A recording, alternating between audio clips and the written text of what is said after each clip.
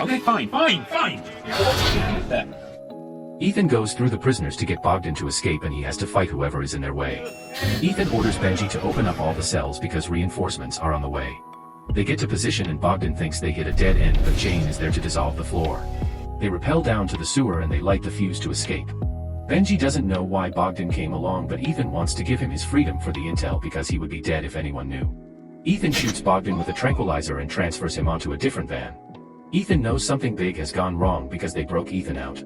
Jane tells him about their failed mission to get the Russian nuclear launch codes and how they lost it.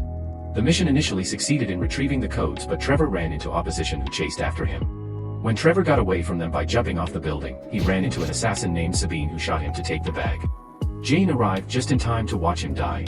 Ethan knows she's a contract killer who worked for Cobalt, and Cobalt is now enemy number one because he's determined to detonate a nuclear weapon however he can. He's determined to detonate a nuclear weapon however he can. You can bet Cobalt's gone from person of interest to enemy number one. They arrive at a phone booth and Ethan's mission is to break into the Kremlin to find Cobalt's identity. While Ethan gets briefed on the mission, Jane finds out Ethan got divorced, but rumor has it of an unsanctioned hit. At the Kremlin, Jane releases a balloon to drop a transmitter device to get Ethan's fake ID through. Ethan impersonates General Anatoly Fedorov to get through, but Major Igorov insists on checking Ethan's ID. Nothing shows up after scanning because the transmitter isn't done, and Ethan gets Igorov to try it again when it's done transmitting. Igorov lets them through when his ID shows up and Benji threatens him. They sneak into the documents floor and set up a device to distort someone's depth. Whenever the guard moves or looks around, they move up until they reach the document room. Benji almost gets caught when he puts his face in front of the camera, but Ethan can push him away in time and Benji sets the camera. Ethan breaks into the documents room to look for Cobalt's identity, but someone got it before them. A man named Kurt connects to their frequency and prepares to blow the place up. Awaiting your go sign. Standing by to detonate.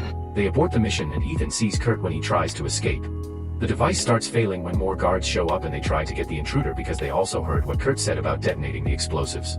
Ethan can slip by the other soldiers and change his disguise once he gets the soldiers to lock the place down.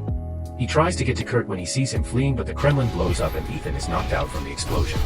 Ethan wakes up handcuffed in the hospital because they assume he is the perpetrator because investigator Anatoly found Ethan's disguise. A nurse pushes Ethan away because he is still a patient, and that lets Ethan take a paperclip to free himself later. Anatoly is distracted by his subordinates and he notices Ethan missing from his stretcher. He checks the windows to find Ethan preparing to jump, but Ethan chickens out and goes back while Anatoly patiently waits. Not a good idea. A van came by and Ethan had an idea to zip line down onto the van to flee. Anatoly is pissed and reports where Ethan is going.